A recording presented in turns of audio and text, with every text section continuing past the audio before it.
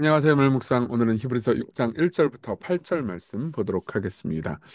네, 이제 히브리서 6장 1절부터 8절 진짜 무시무시한 말씀이거든요.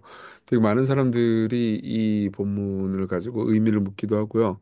게다가 특히 시간교회에서 이제 예정 교리를 배웠던 분들 같은 경우는 이거 봐라, 이 본문은 이 저기 하나님께서 택하신 사람도, 그러니까 예수 믿는 사람도 구원이 취소될 수 있다고 말하지 않냐. 근데 예정 교리에 따르면 성도들의 견인, 믿는 사람들은 확실히 구원받는다고 하는데 이거 잘못된 거 아니냐 이렇게 많이 물어보시는데요.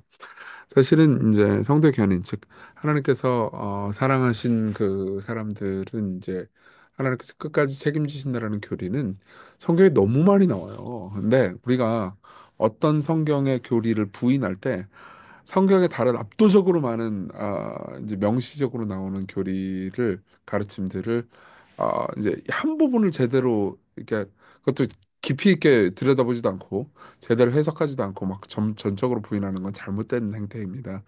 그런데 로마서 8장은 5장부터 8장까지 계속해서 그 논증인데요.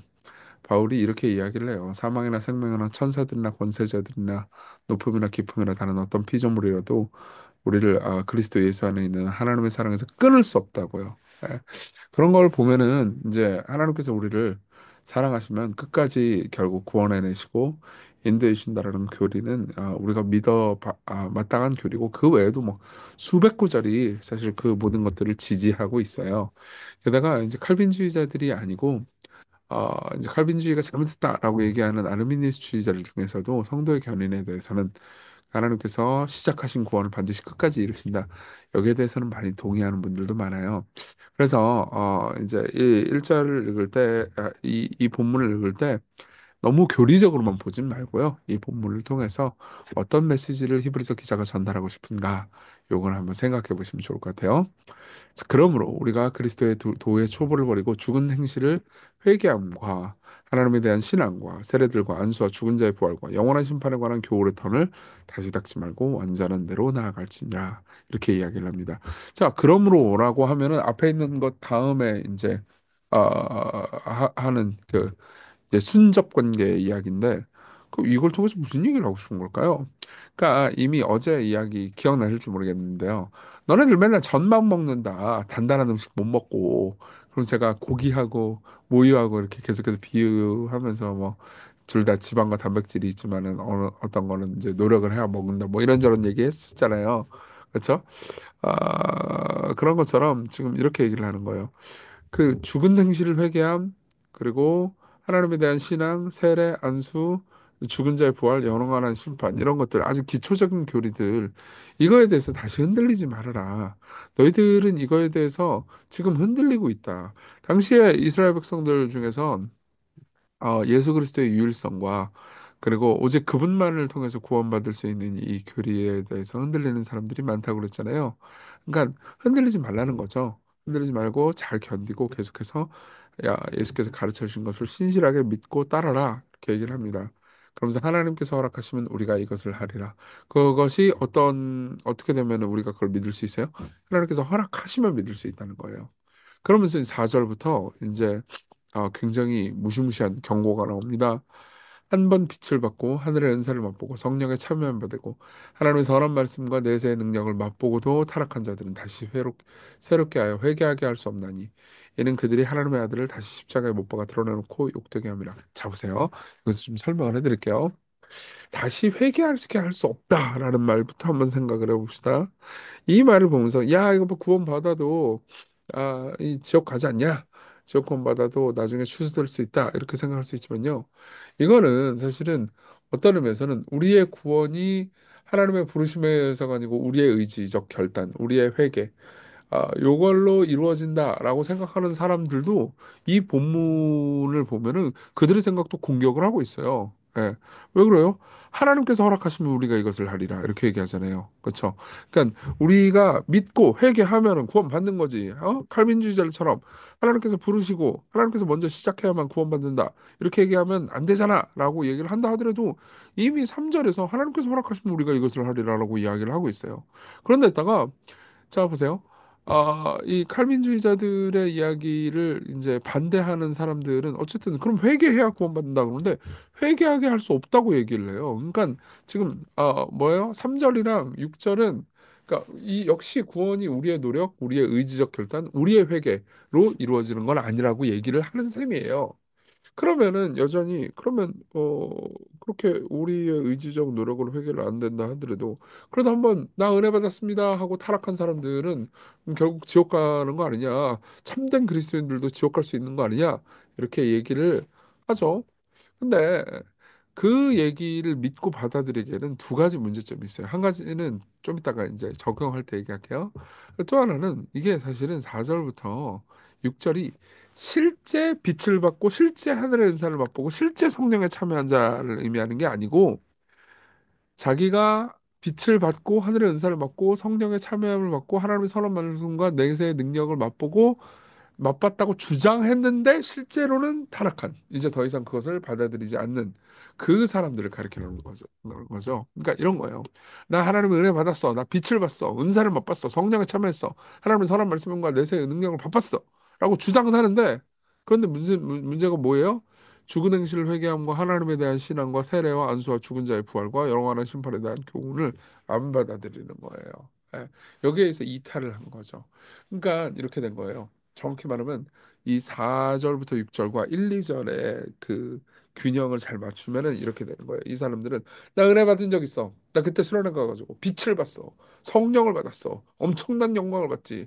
근데 예수만 그런 사람한테 너 예수가 유일하신 분이야? 예수 그리스도 외에 다른 구원의 터는 없다고 믿는 거야? 라고 물어보면 그렇게 생각하진 않아. 그럼에도 불구하고 나를 지옥 간다고 생각하지 마. 나는 옛날에 수련회 때 큰 은혜를 받은 적이 있어. 그러면은 너씨 그 큰 은혜 받았다고 주장한 거 그거 그 말도 안 되는 거야. 너 예수 그리스도로 말미암아서 은혜가 주어지는 건데 너는 예수님의 유일성을 부인하면서도 너의 경험을 의지하는 거잖아. 라고 얘기를 하는 거죠. 그러면서 너같이 얘기를 하는 사람들은 오히려 십자가에 못 박아놓고 드러내놓고 예수님을 다시 욕하는 거하고 똑같아. 이렇게 얘기하는 겁니다. 왜 그들이 십자가에 예수님을 다시 못 박은 거 똑같다고 말하는 거죠? 자 보세요. 십자가에서 그분이 죽으심으로 말미암아서 우리가 조건 없는 은혜로 구원을 받게 됐단 말이에요. 그리고 그분이 한 모든 일이 충분하고 완전했습니다. 근데 그걸 거부하고 있어요, 이 사람들은. 그러면서 자신의 경험상 내가 말이야 옛날에 빛을 봤어 이러고 있으면은 생각해 보세요. 이건 사실상 그 예수 그리스도께서 십자가에 못 박혀 죽으신 것을 모욕하는 거하고 똑같죠. 그렇죠. 그러니까 또다시 십자가에 못 박아 죽이는 거하고 똑같을 정도로 나쁜 얘기를 한다는 거예요. 그러니까 이 사람들은 참으로 믿지 않았고 옛날에도 믿은 적이 없었던 거라는 거죠. 예. 자, 이렇게 이해를 하면 나머지가 그렇게 어렵게 느껴지지 않아요. 지금 성경은 이렇게 말하는 겁니다. 배교라는 게 이게 참되게 믿었다가 다시 배교할 수 있는 게 아니고 참되게 믿는 것처럼 보였죠. 예. 그러니까 경험이 있으니까 체험이 있으니까. 그렇지만 그게 진짜 참된 신앙까지 이르지 않은 상태를 가리키는 거죠. 얼마든지 그럴 수 있습니다. 가룟 유다 같은 경우에도 마찬가지예요. 여러분 생각해보세요. 가룟 유다는 제자들과 함께 돌아다니면서 병자를 고칠 때 자기도 병자를 고쳤습니다. 자기도 기적을 해냈어요. 그렇지만은 나중에 어떻게 되겠죠? 예수님을 거절했죠. 예. 그거는 처음부터 사실 가룟 유다가 예수 그리스도를 진심으로 믿지는 않았다는 것을 의미해요. 왜냐하면 예수님께서 이미 알고 계셨다는 표현을 요한복음 13장에 보면 여러 번 나오거든요. 그러면서 이렇게 얘기해요. 땅이 그 위에 자주 내리는 비를 흡수하여 밭 가는 자들이 쓰기에 합당한 채소를 내면 하나님께 복을 받고 만일 가시와 엉겅퀴를 내면 버림을 당하고 저주함에 가까워 그 마지막은 불사름이 되리라. 그러니까 너희들이 정말로 말씀을 받고 말씀의 도의 기초 아까 얘기했던 거 있죠? 도의 초보 요거를 받고 있었으면 그게 자연스럽게 열매 맺히면서 이웃을 가르치기도 하고 서로 사랑하기도 하고 그리스도를 더 사랑하게 될 텐데 지금 너희들 하는 짓거리를 보니까 그리스도를 사랑하는 게 아니고 여전히 너희들의 과거의 경험 혹은 내가 뭐 성가대를 몇 년 했네 기도를 몇 년 했네 이런 너희들의 공로만을 의지하고 있다. 그럼 사실상 배교다. 이렇게 이야기를 하는 거죠.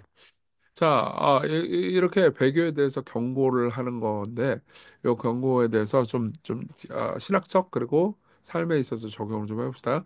첫째, 경고를 따라서 인내하는 겁니다. 음. 아까도 말씀드렸듯이 절대로 구원받은 사람이 버림받을 수 있다는 신앙을 말해주는 거 아니에요. 본문이 경고예요. 경고라는 거 어떻게 할 수 있냐? 구절을 보세요. 자, 보세요. 이렇게 이렇게 회개하게 할 수 없사니 욕되게 함이라 이렇게 얘기하면서 마치 얼핏 보면은 참되게 구원받은 사람도 지옥 갈 수 있다는 식으로 얘기하는 것처럼 보이지만 사랑하는 자들아 그 다음 절 예, 우리가 이같이 말을 했지만 너에게는 이보다 더 좋은 것 즉 구원에 속한 것이 있음을 확신하노라라고 얘기하죠. 그러니까 이 말이 무슨 말이에요? 권면, 경고라는 의미인 거죠. 예. 그러니까 경고는 그게 가능하다고 얘기하는 게 아니에요. 그게 불가능한데 경고를 함으로써 계속해서 불가능하도록 사람을 돕는 거죠. 요걸 잘 이해하기 위해서 헤르만 바빙크라는 신학자가 한 말을 들어보시면 좋을 것 같아요. 하나님 무엇보다도 도덕적인 방식으로 권면과 경고를 통해서 신자를 하늘의 복으로 인도하기를 원하신다. 즉 무슨 말이냐? 하나님께서 택하신 사람들은 반드시 구원받아요. 그리고 하나님께서는 택하신 그 사람을 구원하시는데 실패함이 없어요. 근데 그게 기계적으로 이루어지는 게 아니고 하나님께서 계속해서 권면하고 경고하시고 그러면 안 된다라는 이야기를 그러니까 회초리를 쳐가면서 하나님께서 가르쳐 주심으로써 우리가 정신 차리게 함으로써 택하신 자를 구원하게 하신다는 거죠. 그러면 그 중간에 경고를 했다고 해가지고 이런 경고를 하는 걸 보니까는 당연히 어 저기 뭐지 구원받은 사람도 취소될 수 있어 이렇게 생각하면 안 되죠. 그렇죠? 너씨 그렇게 저렇게 잘못하면은 너 혼난다, 죽는다 이렇게 말한다고 해보세요. 그럼 진짜 죽인다는 건가요? 그렇지 않죠. 위협하고 경고하고 권면하는 거잖아요. 그러면서 헤르만 바빙크는 이렇게 얘기합니다. 그러므로 권면으로부터 은혜 상실의 가능성을 추론하는 것은 매우 잘못된 것이다. 이런 결론은 그리스도가 사탄의 시험을 받고 싸운 사실로부터 그리스도가 죄를 지을 수 있다고 추론하는 것과 마찬가지로 비논리적이다. 그렇죠? 그리스도는 유혹을 받았습니다. 근데 그분이 유혹을 받았다는 게 그분이 죄를 짓는 게 가능하다는 의미는 아니잖아요. 그렇죠? 그분은 완전히 순결하신 분인데 예, 죄를 짓지 않으시죠. 근데도 불구하고 유혹을 받으셨죠. 근데도 불구하고 갈등을 하셨죠. 유혹이 워낙 셌으니까. 겟세마네 동산에서 고통스러워하셨죠. 유혹이 워낙 셌으니까. 근데 그렇다고 해서 그분이 죄를 지으시고 아버지의 명령을 거스를 가능성이 있었다는 건가요? 아니요, 그렇지 않은 거예요. 예. 우리도 똑같습니다. 우리가 권면을 듣고 경고를 받는다 하더라도 우리가 버림받을 수 있다라는 가능성이 있다라는 것을 얘기해 주는 건 아니라는 거죠. 자, 이걸 한번 생각해 보세요. 두 번째로는 본문이 말해주는 사랑을 생각해 봅시다. 이렇게 생각해 볼 때 전체적인 내용은 우리에게 그러니까 계속해서 믿음에 붙어 있으라라고 권면을 하는 것을 알 수 있습니다. 근데 그 권면의 내용으로 오히려 하나님께서 우리를 뭐요? 계속해서 예수님을 믿게 만드신다는 거죠. 여러분, 예수님을 믿으면 계속해서 예수님을 믿게 된다는 건 기계적으로 우리가 아무런 기도도 안 하고 성경도 안 읽고 노력도 하지 아니하고 근데 하나님께서 우리를 설득하시는 일도 없고 그냥 기계적으로 그냥 우리의 마음 가운데 의심이 한 털도 올라오지 않도록 이끌어 주신다. 그런 의미는 아니에요. 계속해서 우리가는 의심하기도 하지만 하나님께서는 그걸 강제하거나 고통스럽게 하지 않으시고 서서히 인격적으로 우리를 변화시키시고 성숙시키면서 인도한다는 거죠. 그 과정 중에서 그분은 계속해서 설득하십니다. 왜 설득하세요? 사랑하시니까요. 사랑하시니까요. 그래서 어떤 의미에서는 그분이 계속해서 고통을 당하고 있다. 이렇게 표현할 수도 있습니다. 예. 사랑하는 존재는 사랑받는 존재를 위해서 자신을 희생하기 마련이니까요. C.S. 루이스는 이렇게 말합니다. 사랑한다는 것은 상처받을 수 있는 위험에 자신을 노출시키는 행위입니다. 무엇이든 사랑해 보십시오. 여러분들의 마음은 분명히 아픔을 느낄 것이며 어쩌면 부서져 버릴 수도 있습니다. 마음을 아무 손상 없이 고스란히 간직하고 싶다면 누구에게도 마음을 주어서는 안 됩니다. 그것을 취미와 작은 사치로 조심스럽게 감싸두십시오. 또 모든 얽히는 관계를 피하십시오. 마음을 당신의 이기심이라는 작은 상자 안에서만 넣어 안전하게 잠가 두십시오. 이렇게 얘기합니다. 이거 사실 역으로 얘기하는 거죠. 그렇게 살지 말아라. 모든 얽히는 관계를 택하라. 공동체 안에 참여해라. 예, 사람들을 사랑해라. 이렇게 얘기하는 거죠. 왜 그럴까요? 예수님이 우리를 사랑하시기 위해서 고통으로 들어가신 경험이 있으시니까요. 예. 이 모든 경고와 권면을 생각해 볼 때 저는요, 하나님 정말 선하시다는 걸 다시 한번 확신합니다. 왜냐하면, 이씨, 우리를 위협해가 괴롭힌다, 이렇게 느끼지 마세요. 누가 뭘 잘못했을 때 혼내면요, 혼내는 사람들도 힘들어요. 그쵸? 예. 그 관심 없으면 안 혼냅니다. 그냥 그래, 안녕, 너 원하는 대로 하다가 지옥으로 가렴? 이러죠. 사랑하니까 혼내기도 하고, 사랑하니까 권면하기도 하고, 사랑하니까 붙잡는 거죠. 예. 그걸 좀 잘 생각해 보십시오. 그래서 우리가 이기심이라는 안전한 상자 안에서 우리 마음을 두는 게 아니고 이웃을 섬기고 사랑하는 마음을 달라고. 특별히 우리를 경고하시고 권면하시는 하나님의 말씀을 잘 듣게 해주시고 또 열매를 맺게 해달라고 여기 보면 뭐라고 말하고 있어요? 아, 그 위에 자주 내리는 비, 그 설교 여러분들에게 자주 내리잖아요. 그걸 잘 흡수하세요. 그래서 하나님께 복을 받는 여러분들이 되기를 바랍니다. 같이 우리 기도할 때 이 두 가지 기도 좀 놓고 함께 기도하겠습니다.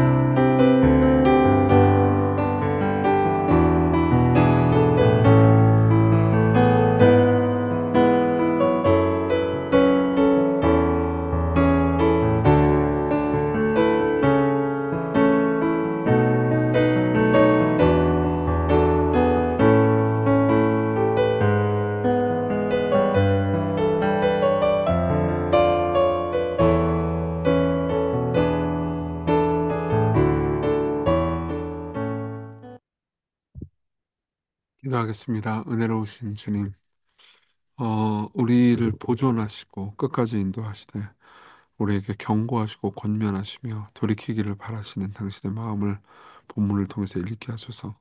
그리고 오늘 하나님을 신뢰하면서 매일을 살아가게 해주옵소서. 예수님의 이름으로 기도했습니다. 아멘. 네, 하나님의 은혜 안에서 오늘 기쁜 하루 되세요.